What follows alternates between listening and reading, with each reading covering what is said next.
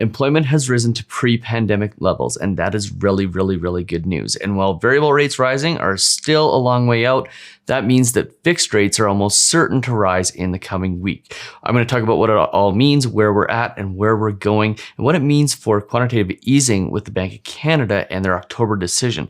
But before we get into it, do me that favor, hit that subscribe button, hit that notification bell, and please hit that like button so more people like you can see this video. And don't forget about our race to 25,000 subscribers. We are growing at a really fast clip again, pretty similar numbers to April. Thank you to the 17,000 and I'm going to say 800 of you that have already subscribed. If you haven't subscribed already, in order to win that $5,000, you need to. When we hit 25,000, we will give it away. So go ahead, click that subscribe button. It's free, it's easy, and it's definitely worth it. The definitive guide on how to manage your credit: product, penalty, price, in that order. It's never been more important to get your mortgage right. Okay, so first and foremost, before we get into all the information on employment and where interest rates are going to go, and this is going to be a really interesting video from that perspective, I do want to point out and bring up the fact that I'm still giving away my book, The Mortgage Millionaire, for free. All you have to do is pay shipping and handling. This has all sorts of data, especially on the things we're going to talk about at the end of this video with respect to things like a variable versus a fixed rate strategy. So if you want this book, you go to mortgagemillionaire.ca, you put in your info, we'll mail it out to you. The first batch already went out. So all of you who have gotten it or are about to get it, there's a little surprise in there for you. I hope you enjoy what the little surprise in there is. If you see it, go ahead, take a picture of it, tag us on social media. That'll be awesome. And for those of you who haven't bought it yet, we did a pretty good print run of these and we are almost out. We've got a couple hundred copies left. The uptake on this has been huge. That's why it's taken us so long to get these books out. We've been absolutely overwhelmed with the shipping and all the process and all of that. But there's about a few hundred left. I'm actually going to put in inventory controls on the website today because there's going to be a point where we are sold out, and it looks like it's going to be a few months before we can get more copies of this book because of the supply chain issues and various other issues within the Canadian economy and the printing industry. I'll get into that maybe in another video. But if you want this, mortgagemillionaire.ca, totally free, just pay shipping and handling. And let's get into the video. Okay, so let's get into it. Let's discuss employment and it returning to pre-pandemic levels with 157,000 new jobs being added to the Canadian economy in September. It was widely expected that there would be about 60,000 new jobs, and we well overshot that to get 157,000 new ones, which is absolutely incredible. And let's just jump in. I'm going to show you right out of the gate the headlines here. First and foremost, Canada returns to pre-pandemic employment levels. This is BNN. You know, this is my favorite place to cover business news just because they simply do it better than everybody else. Although I wish they had more coverage on the weekend. They don't seem to have that, but weekdays they do a really, really great job. I wanted to go quickly and show you the very first chart that popped out at me, and that is this guy here. This is the Canada Employment Returns to Pre-Pandemic Levels chart. And what you can see is that in February 2020, we were at one of the highest employment levels ever. And as of right now, we are right back up to where we were pre-pandemic, which is absolutely great news. Now, there's some confusing numbers here though too, because what we're also seeing, if you go and you look a little bit higher here, is that employment rate fell to 6.9%, but it's up 1.5% over the pre-pandemic levels. So pre-pandemic, the unemployment rate was 5.7, and now we're at basically 6.9. So what is going on there? Well, what this means is if we're seeing the same number of jobs, but we're seeing a higher unemployment rate, what that means is that the labor force has actually grown. So we have a larger percentage of people who want to work that aren't available to work. So what that means is that don't think that just because we added 157,000 new jobs, that this changes the Bank of Canada's look on employment. It doesn't, because they've still got to take care of those people that aren't employed quite yet before they can start raising interest rates. Now, that being said, and I'll give you a little bit of a better chart here with respect to pre-pandemic versus now. You can see that the numbers right now with respect to employment are still very much equal to what they were pre-pandemic. But if you go ahead and you take a look at the US, the blue line is the US here, they have yet to get the number of jobs back up to where it was previously. So first and foremost, really hard for Canada to move interest rates prior to the US. Second of all, while those employment numbers are really, really great, we still need to get back to the fact that unemployment needs to be lower before the Bank of Canada can start increasing interest rates. Now, here's the thing. Quantitative easing, they're set to reduce that in October. That's widely expected.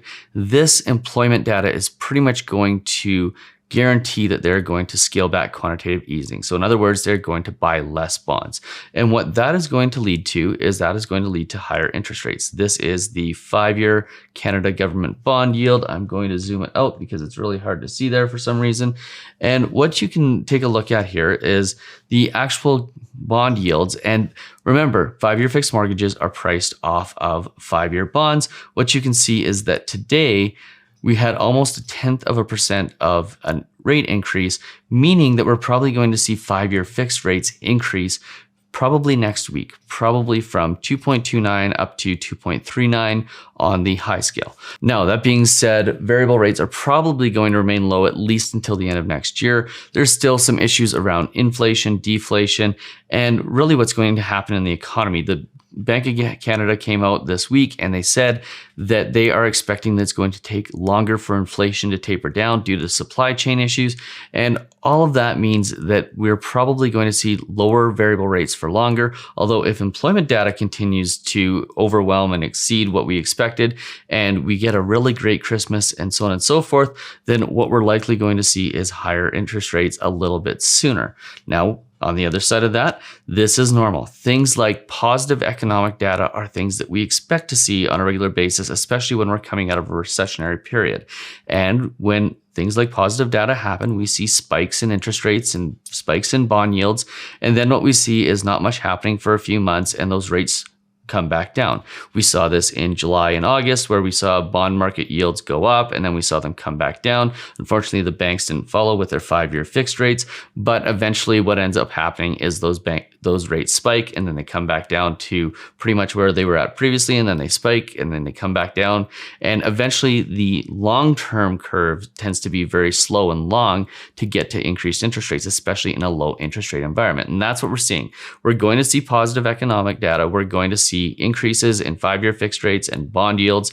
But for the most part, you can rest assured that for at least the next year, we're still going to continue to see variable rate mortgages stay low. And then the strategy becomes what we've talked about for the last, basically 1.5 to 2 years, which is you keep your variable rate until such time as interest rates seem like they're going to go up, and until such time as where interest rates are on a fixed rate mortgage are pretty comparable to where you're at on your variable rate mortgage after a couple rate increases. And what that does is it allows us to lock in savings. So $500,000 mortgage, if you're saving 0.5%, you're saving about $2,500 per year. If you're saving 0.75%, you're saving significantly more than that, about $3,750. And for every month that interest rates remain low, we're locking in more and more savings. So we aren't locking in our rate, but we're locking in our savings. And if we're smart about it, what we're doing is we're taking the difference in the payment, we're putting it into a bank account, putting it into investments, and we're holding on to it in case interest rates do start to go up, or if there's a rainy day in the future in the economy and we need to access that money. That is by far greater security. Having cash is by far greater security than having a 5-year fixed interest rate where you know what the interest rate is going to be for 5 years and where you hope that interest rates go up to prove yourself right when you could have in reality taken a lower variable interest rate and gotten a significantly better deal and saved significantly more money and ultimately made a significantly better financial decision. Now, yes, there's some people completely risk averse. They're going to want to take fixed rate mortgages. I totally understand. Key thing there, make sure it's not with a big bank. Make sure it's with a monoline lender. So a lender that focuses in mortgages, in nothing else, has low penalties so that if interest rates do come back down, which they likely will, if you take a 5-year fixed, it's just Murphy's Law, you've got the ability to refinance out to a lower interest rate and save some money. By the way, when all this pandemic stuff happened in March of 2020, there were a certain type of fixed rate borrower that we could help get a lower interest rate, and there was a certain type of fixed rate borrower that we couldn't. And guess which type was the ones that we couldn't? It's the people that had a 5-year fixed rate with a big bank. So I don't recommend 5-year fixed rates with a big bank. If you want to get a variable with them and you're going to stick with the variable rate strategy, awesome. But if you are a fixed rate borrower, make sure you're getting your mortgage with a company like First National, MCAP, Merrick's, RMG, or any of the other mainstream non-bank lenders. CMLS would be another one. Those are the lenders where you want to have a 5-year fix because you've got flexibility, the ability to get a lower rate down the road. Just make sure that your mortgage doesn't come with things like a bona fide sale clause and so on and so forth. Now, if you found this video useful, if you find employment data useful and what that means for interest rates, and you like how we link the two, do me that favor, hit that subscribe button, hit that notification bell. Please hit that like button so more people like you can see this video. Don't forget about our race to 25,000 subscribers. I sincerely hope you, yes you, the person that made it to the very end of this video, I hope you are the winner. I'm rooting for you. Cheers.